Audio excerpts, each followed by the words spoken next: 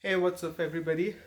This is GeekyAviseq once here from Dallas, Texas. Today is the 18th of November 2019, and I'm bringing you a review of a very different device. It's not a cell phone or a tablet or a smartwatch, but it's a smart TV. This is the Vizio uh, D50x-G9. So it's a 50-inch 4K Ultra HD HDR smart LED TV.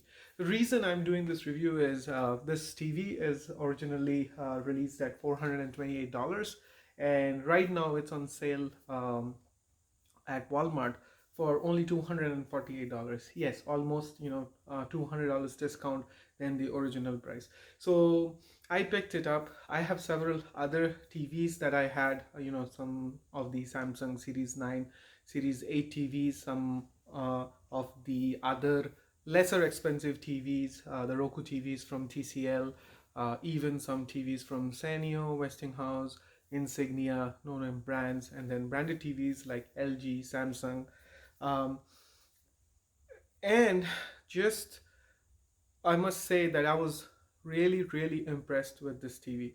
For $250, a 50-inch 4K TV that to us with smart functionality built in, I don't think you can get a better TV. The image quality is extensive, like it's really good. I didn't even had to play with the settings or anything. By default, out of the box, the image quality is amazing. And not only, I mean, it's like super good for the price. And even when it comes to, if you compare it to the much more expensive TVs, which are like 4 times 5 times more expensive than this one, it actually puts the all the other, the Series 8 Samsung to shame, because this TV looks so much good. Unless you're a pro AV person, most people, 99% of the times, you wouldn't be able to tell the difference, or feel, if I hide the branding on this TV, you won't be able to tell that this is not a Samsung or a Sony or an LG, who apparently makes the best TVs. So the other thing, this is a smart TV with a built-in Chromecast. But that's not where it ends. The best feature that I liked about this TV is that when it comes to casting, you can have an iOS device, so it is Apple Airplay compatible. If you have an Google or an Android device, you can actually cast it because it's already a Chromecast TV, so it allows. It also allows you to for voice controls by connecting to a Google Home speaker or Amazon Alexa. So basically, you can ask your Google to do things on your TV. So here's an example. I have a Google speaker at my home. It's a Google Home. I'll show you how it works. Hey Google, launch YouTube on living room TV.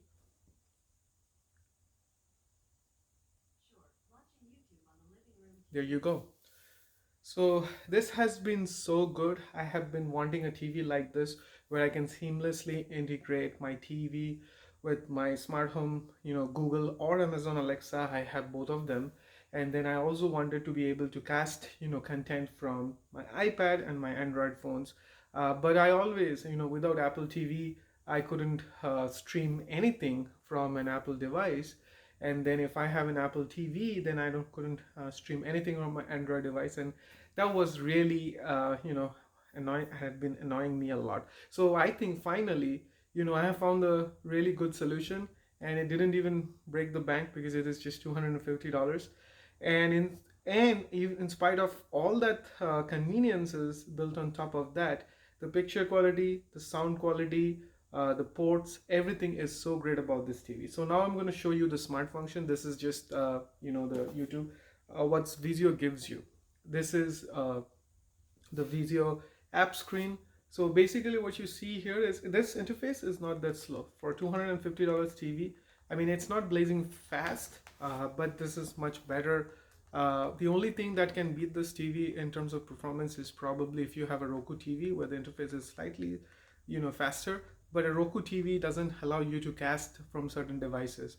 So this does, both Android and iOS. And then you have your apps here, and let me just give you a review. So home basically brings you this home screen with your apps, and you can install more apps into that, but this is the default configuration. So Netflix, Amazon Prime Video, Hulu, Vudu, YouTube TV, regular YouTube, iHeart Radio, Tubi, Pandora, CBS, Filmrise, and Redbox.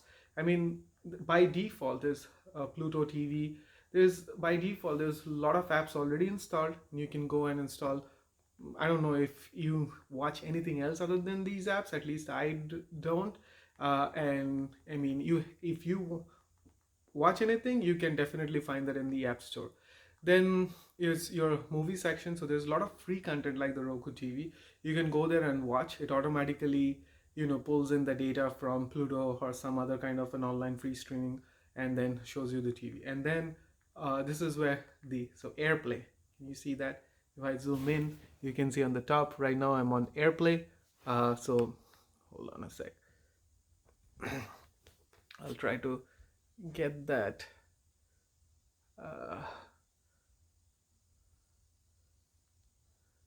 So that's why Airplay is. So basically all your Apple devices, and then Cast is basically your Android devices.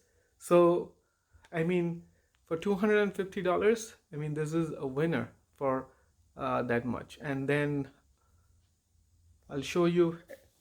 This was the smart TV interface. Now let me show you the settings. Settings is very intuitive. You go to menu, so it takes you to picture. So basically all your picture settings, your backlit, brightness, contrast, color, sharpness, and all that. And look at this. This is right now, I mean, it's daytime. It's about 3 o'clock in Dallas, and I have the TV is sitting right next to my patio. Those are open. It's daylight, but look at the contrast. And the backlit is only at 45%, and I have it set in game mode, but you can change that. It's vivid, but I like the game mode by default. I think this is just pretty good for both light and dark environment. And hit back, and then you can see your audio settings, then your Wi-Fi settings, then timers, channels, closed captioning, input settings, system, and your user manual. That's it. This is so well laid out, so simple. I never had to do a lot of research, go on YouTube, find out what is the best settings for the TV, or how to do this, how to do that. When I got this TV, it was already factory reset. When I set up, it did lead me through the steps, and everything was breeze. Like within less than 10 minutes, I was up and running with all my settings in, basically connected to my Google Home, as well as my Wi-Fi, and all the apps all sorted out and all that. So in terms of input, so it has 3 HDMI ports. It also has a components, like suppose you have an older device you want to plug in, so you have that, as well as you have a TV tuner, digital TV tuner as well. So that's another thing. Many of the cheaper TVs these days, they are skipping the digital tuner, so you won't be able to watch any of your local over-the-air free channels because it doesn't have a tuner. So right now, I don't know if you can see in the back of the TV, I have those bunny ears antennas. I have plugged it in, and I'm able to see watch all my local FOTA channels. Okay, so that's pretty good. I mean, for $250, Vizio did a good job that they didn't skimp on that digital tuner.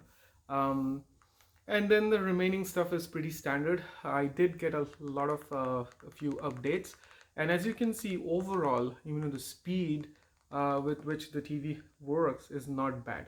And then now let me quickly show you how the remote looks. So this is how the remote is.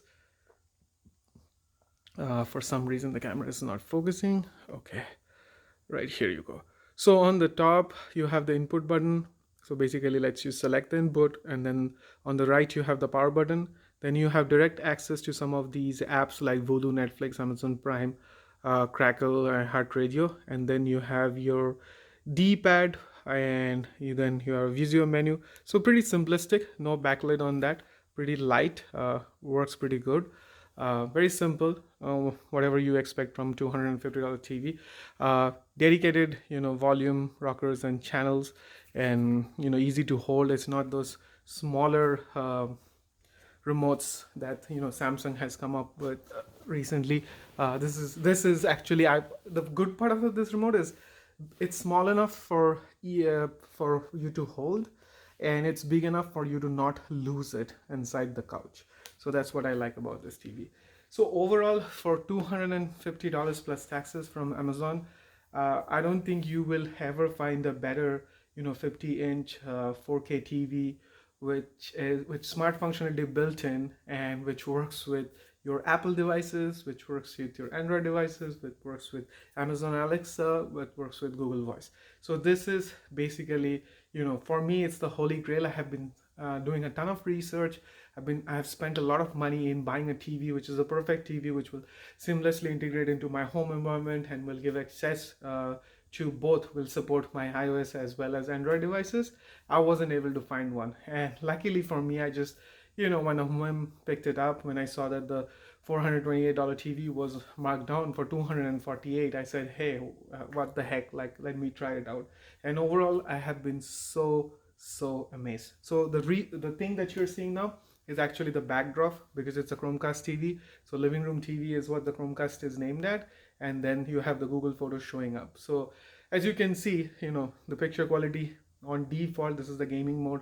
I didn't touch anything. This is how the TV looks. Now I'm just going to give you a demo of the sound. So I'm just going to go to YouTube and just play something, so that you guys can probably just play news, so that you guys can judge for yourself how good the sound quality is. So when it comes to the sound, what I would say, it's not bad. The only thing is, I think the way it is calibrated. So if you put 10 or 15, you won't be able to hear it. It's too low. You have to go all the way up to in the 30s and the 40s to be able to, even for a small room. I have a 16-foot living room, and if I'm sitting right in front of the TV, I still have to have the volume turned up all the way to at least 30 for me to be able to listen to something. But anything lower than that is less. But that doesn't mean the volume of the TV as such is low. It's how it is calibrated. For a Samsung TV, 15 or 10 or 15 or 20 is pretty loud for a small room. Like for a bedroom, I don't think you can go above 15 before it's too loud. But again, that's set to individual preferences. But I just, like, if you're just like a regular person and you don't like your TV too loud or too silent, then that's like the sweet spot is. So this one, let me try something. Okay, let's look at Scotty. I like this guy.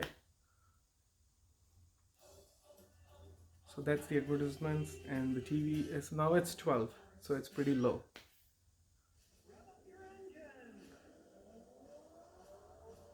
Now I would.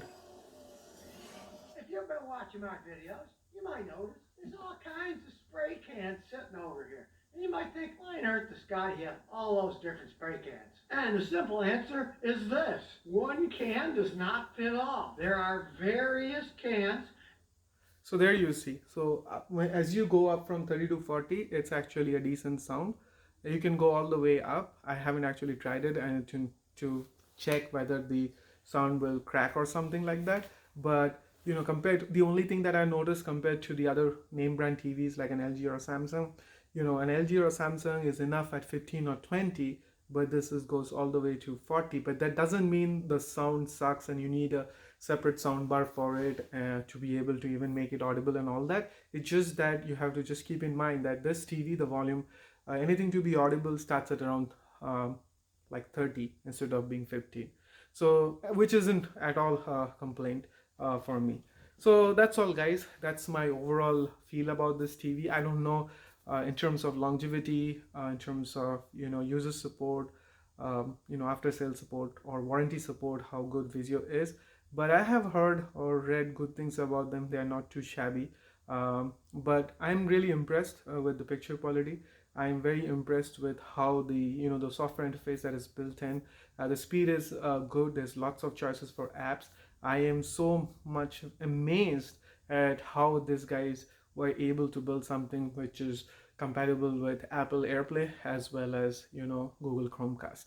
I mean, it's the best of both the worlds time together, and then along with that, it has voice commands through Google Home as well as Google Assistant as well as Amazon Alexa. I mean, what else can you actually look for in a TV? And then they also set the price right at $248 right now, selling Amazon's at Walmart. It still is in stock. I don't know how long that sale will last, but go grab this TV while you can. That's all, guys. That's pretty much everything for this review. Do support my channel by liking my videos and subscribing. If you have any comments, concerns, feedbacks, do leave those positive ones, and I'll try to incorporate them in my future reviews. As you know, I'm not sponsored by any company to do these reviews. I'm self-sponsored, and this is kind of my hobby, so sometimes I don't really care to edit the videos or anything, or I may not have enough time to do that. But I do want people to get on good deals and help them find better deals, and share my perspective on certain items that I get on deals and see how, if it's good. So maybe me trying to upload those videos will help you find a good deal, and if I can help someone or even one person, I feel it serves the purpose of taking the effort to make a video. So that's all, guys. That's everything for now, and I'll see you guys in the next videos. Bye.